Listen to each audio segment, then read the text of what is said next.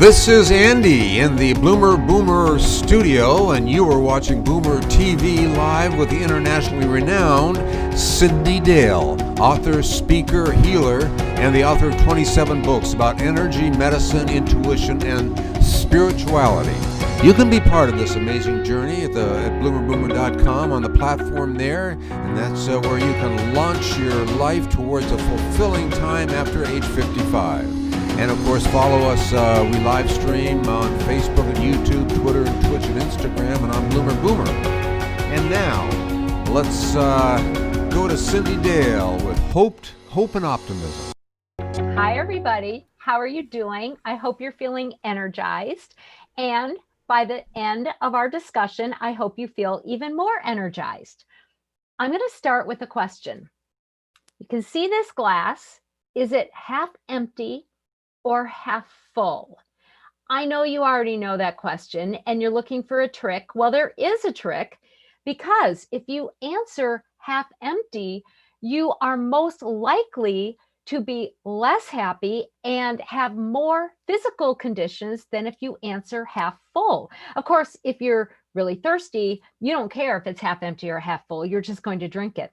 Well, hope and optimism are two very specific types of energies that can bolster our physical vitality, all levels of our physical health, our emotional capacity to enjoy life, and it actually can help us be more successful in absolutely every way, whether that be financially or relationally. So we're going to talk about hope and optimism today from an energy lens or point of view. I'm an energy expert. I have written 27 books basically about energy. Once when I said that to a Match.com date, he said, "So do you work for the natural gas company?" And no, that's not what I mean by energy. Energy is information that moves. Everything's made out of energy. Your computer screen, your feelings, your hopes, your dreams, your thoughts, your coffee, it's all energy.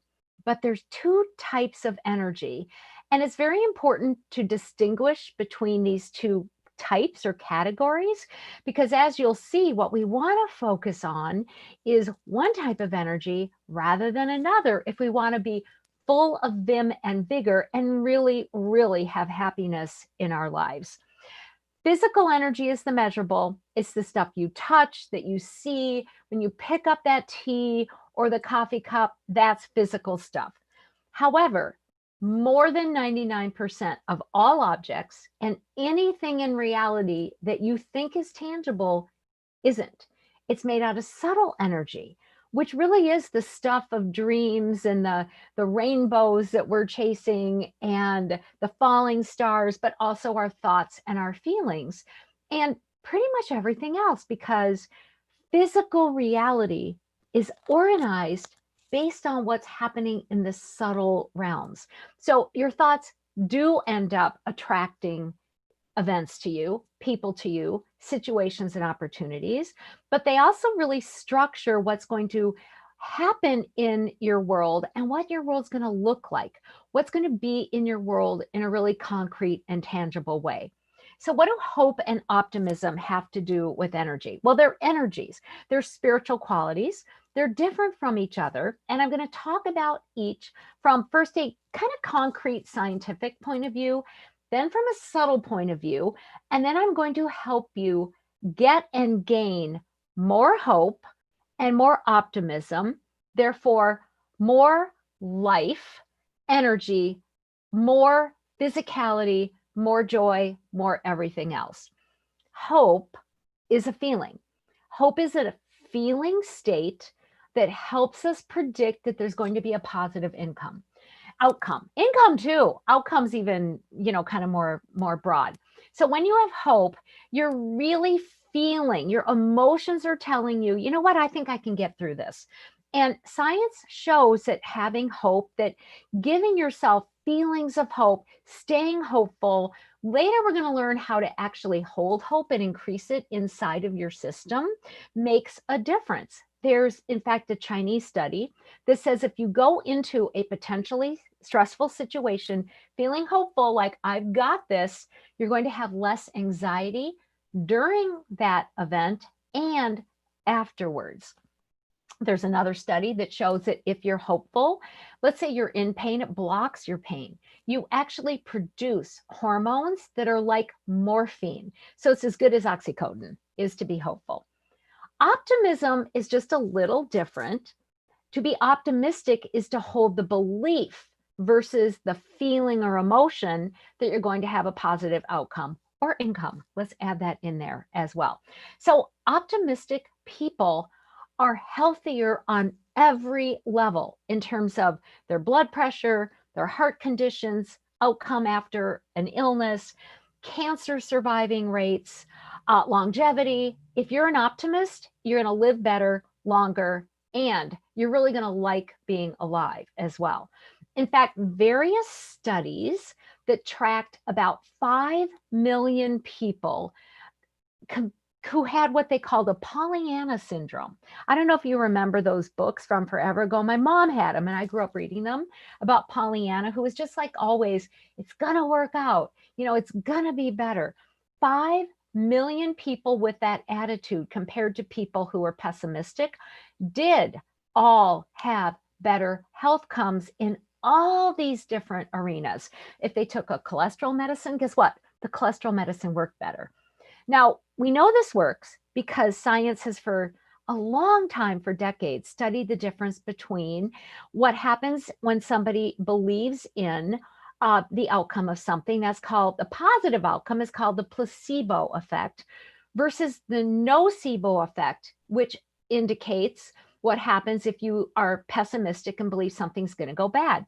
You have a 30 to 70% better chance of something going well if you think it's going to go well. That's the placebo effect. Like if you take a placebo pill, even if you know it's like fake, a sugar pill, but you're told this is going to work, you know what? 30 to 70% better chance is going to work than the medicine.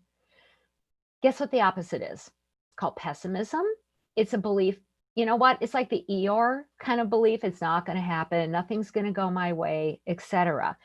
The nocebo effect also works about the same percentage. So those statistics, those medical statistics that say something's not going to work, don't read them.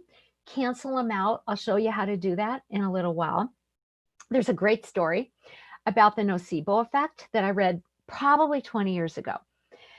There was a stadium in California, and thousands of people were watching a game, and 4 people got sick. They got the flu-like symptoms, went into the infirmaries, and there was concern amongst the organizers, and they decided, you know what, there's got to be some sort of a bug in the pop machines, in the soda machines.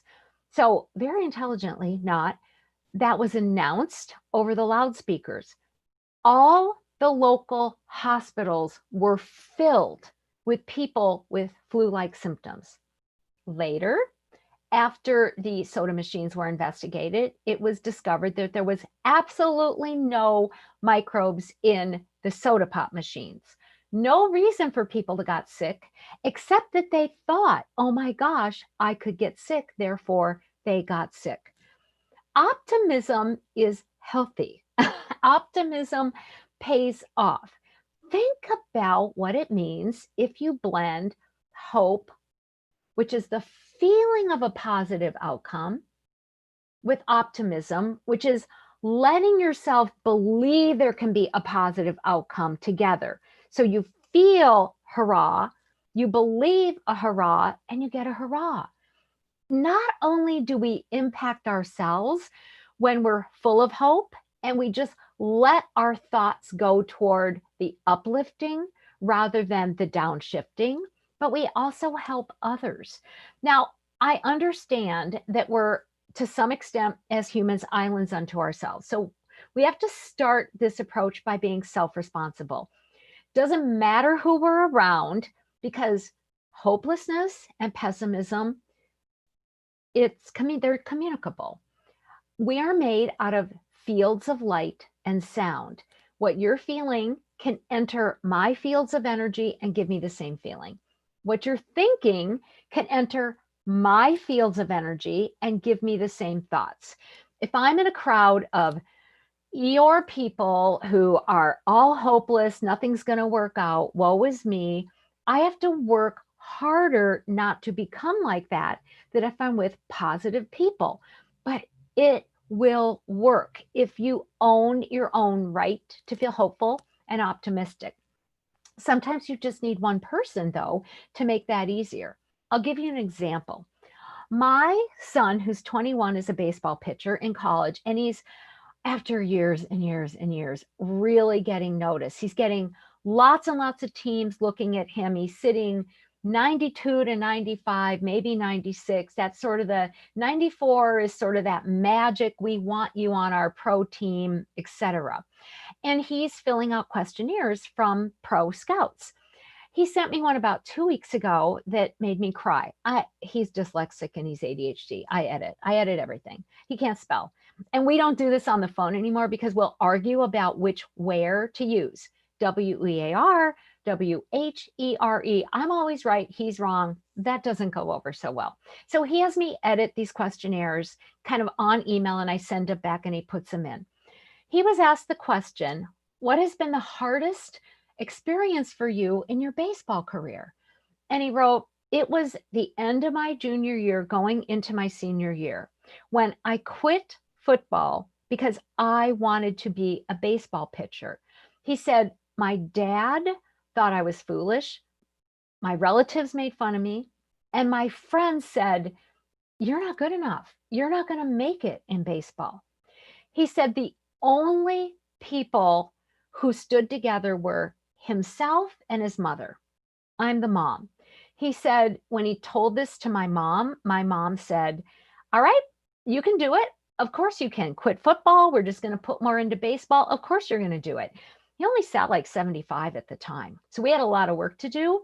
Me in the support and the belief and the optimism, him in the support for himself, the belief and the optimism. And he did it. He got a scholarship. He got a scholarship to a D1 high-end pitching school. And in this questionnaire that he was writing about the experience, he said at the end of that year, when he got his signing, it was sort of in the middle of his senior year, he said one of his friends came to him and he said, I will never doubt you again. I don't want to doubt anybody again. I want to be hopeful for them. And I want to be optimistic toward their dreams. Like, dude, you taught me a great lesson. And when I was reading that, I teared up because I didn't know how important it was to my son that I held hopefulness for him and that I was optimistic that he could do it. It made the difference. Sometimes we have to do that just for ourselves. Sometimes we need to do that for a loved one or a friend. They have cancer and we need to say, I'm going to be with you as you pull through it. I'm going to hold the feeling of hope. I'm going to believe that you can run that 10K or 2K, or you can walk every morning. And we might need to be doing that for ourselves. And that's okay because we're creatures of half full. We're not half empty. We don't work well with half empty. Guaranteed, if you believe that this is half full and you're thirsty and you drink it, you will be satiated. It's just electrolytes. It's not Kool-Aid. It's good for you. If you drink this and you believe that this is half empty, you will not have quenched your thirst. Guarantee it. So how can you hold hope for yourself and optimism? And how can you do that for somebody else? We're going to work with 2 chakras. I'm going to walk you through a very short exercise to work with 2 chakras. Chakras are subtle energy organs. They work just like your physical organs, except they impact both your physical and your subtle energy. And when you make a shift in a chakra, which is located in the body, that relates to feelings, and when you make a shift to another chakra that relates to your beliefs, you turn on the hope in the feeling chakra, you turn on the optimism or the belief in, yay, it's going to happen in the mental or belief chakra, you're on. Things are going to go well for you. when you do that and you send that energy, that subtle energy, those sort of hopes and wishes and beliefs to another, you're going to help lift them up too. Take a couple deep breaths. We're going to work with what's called the second chakra. It's in the abdomen. Typically, it's seen as orange. It's the center of feelings and creativity. And even if you've never connected with a chakra before, it's super easy. I'm going to walk you in there. Breathe deeply. Maybe put your hands on the front of your abdomen. Imagine that deep inside there is a ball of light.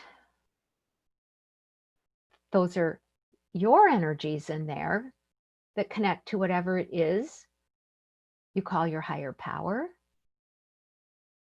your own spirit with the greater spirit, and simply request that your inner wise self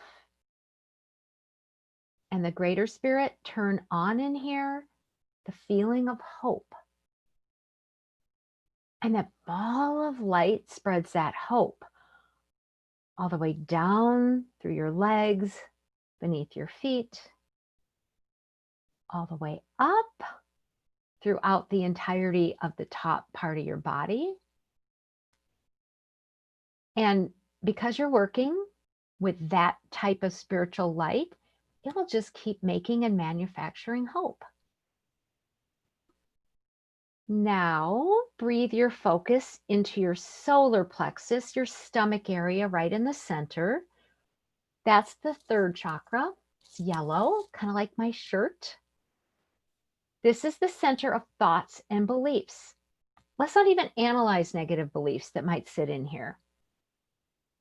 Imagine for yourself a ball of light within the center of your solar plexus that's created and fashioned from your own essence, your own spirit,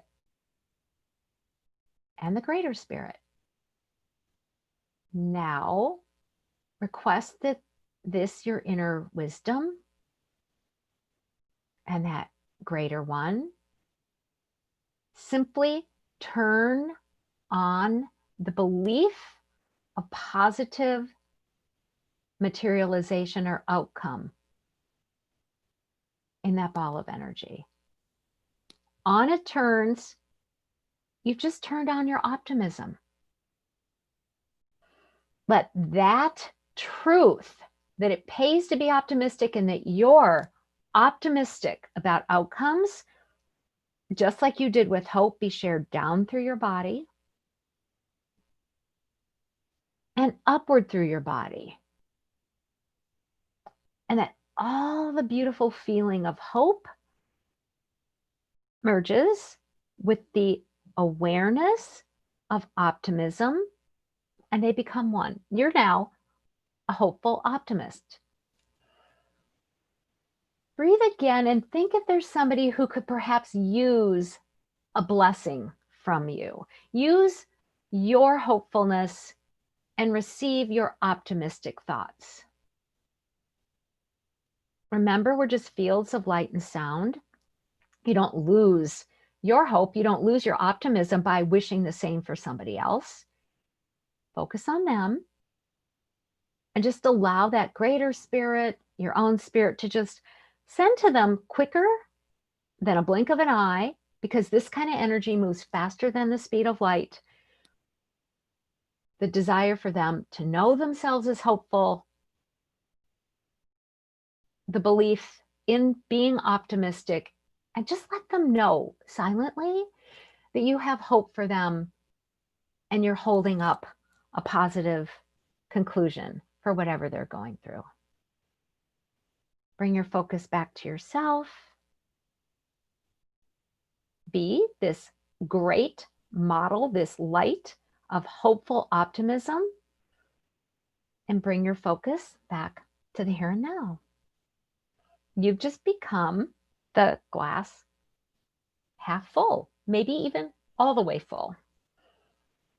Thank you, Andy, for letting me share that. I would love to turn it back to you and see if there's any questions that might follow. Yeah, that was beautiful, Cyndi. Well, I have a question. I have a question of your son's pitching. Are the numbers you were talking about? Are those his pitching speeds? Yeah, that's his velocity. That's really fast. It is fast. It is fast. I got Yes. a kick out of that.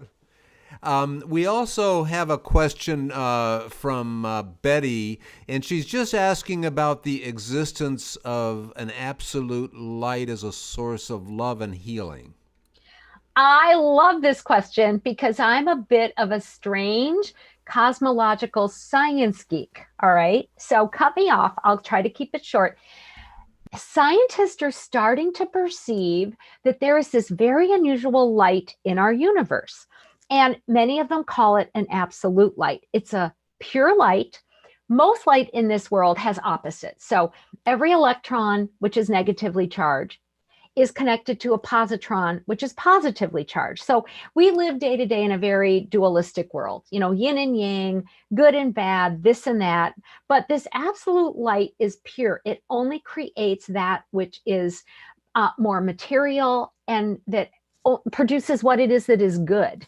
It seems to predate the Big Bang. So it's sort of like the heaven that led into this world still exists. It's here in this sort of background radiation, and there's twists of light in the universe that also hold this absolute light. I do almost all my energy work and healing work by just asking to let that absolute light run through me and to hold me. And you know what? It's amazing the kind of talk about hopeful optimism, really great outcomes that come about because I know that this exists, and I just use intention to use it for self or others. So that is a great fun question. Um, Asking about spiritual guides or help, or do spiritual guides help through these times? Absolutely. I do believe that there are spiritual guides. I thought that there were these when I was a little kid and I could see spirits. So nobody told me that there were guides or spirits. In fact, I was Norwegian Lutheran, so they would have said the opposite, like you're dead, you're dead. Wait for the, judgment day. But I could see ghosts. I talked to them. I saw spirits. I saw angels. So I was one of those kids who could perceive those. And so, of course, now that I'm even educated in them, I know that we have angels. We have deceased relatives looking after us. We have beings of light that are constantly there. In fact, I'll give you an interesting story. In this very room, you can't really see that much of the room, but it's a very little room in my basement. A male friend of mine lost his father, and he said, "Can I come over with my wife? And, can we connect with my dad?"